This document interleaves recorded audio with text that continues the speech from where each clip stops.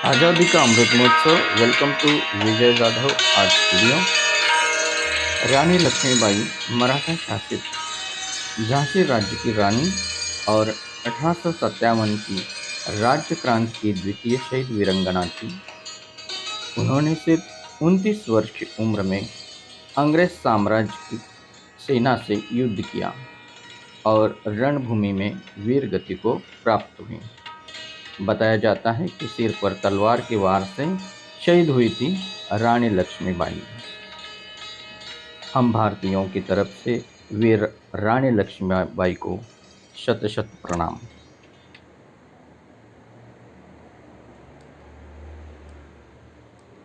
उन्नीस में अमृतसर के जालियांवाला बाग नरसंहार ने देश के नवयुवकों को उद्वेलित कर दिया।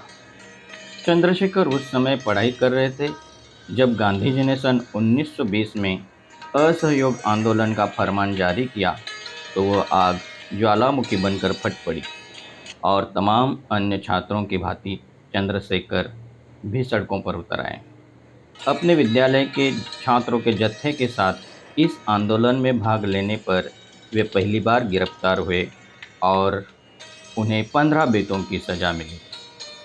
14 साल की उम्र में 15 बेतों की सज़ा दी गई। वह नंगा किया गया और बेत की टिकटी से बांध दिया गया। जैसे जैसे बेत उस पर पड़ते रहे और उसकी चमड़ी उधेड़ डालते थे, वह भारत माता की जय चिल्लाता था।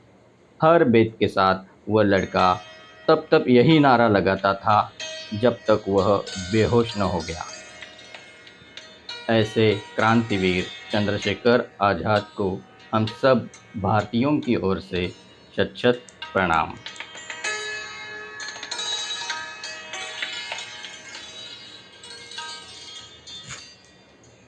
बाल गंगाधर तिलक एक भारतीय राष्ट्रवादी, एक शिक्षक, एक समाज सुधारक, एक वकील और एक स्वतंत्रता सेनानी थे। भारतीय स्वतंत्रता संग्राम के पहले लोकप्रिय नेता हुए। ब्रिटिश प्राधिकारी उन्हें भारतीय अशांति के पिता भी कहते थे। उन्हें लोकमान्य का आदर्श शिक्षक भी प्राप्त हुआ था।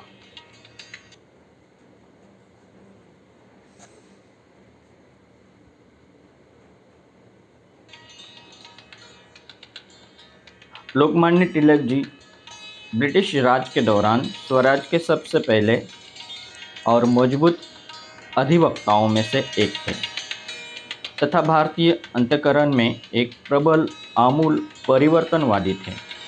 उनका मराठी भाषा में दिया गया नारा स्वराज्य माझा जन्मसिद्ध हक्क आहे आणि तो मी मिळवणारच बहुत प्रसिद्ध हुआ था।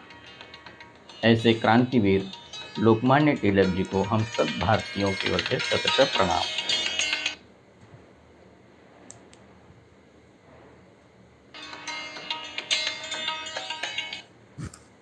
मंगल पांडे एक भारतीय स्वतंत्रता सेनानी थे जिन्होंने 1857 में भारत के प्रथम स्वाधीनता संग्राम में महत्वपूर्ण भूमिका निभाई।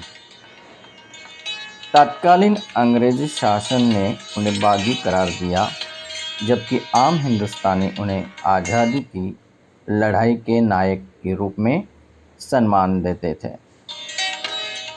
भारत के स्वाधीनता संग्राम में उनकी महत्वपूर्ण भूमिका को लेकर भारत सरकार द्वारा उनके सम्मान में 1984 में एक डाक टिकट भी जारी किया था तथा मंगल पांडे द्वारा गाय की चर्बी मिले कारतूस को मुंह से काटने से मना कर दिया था।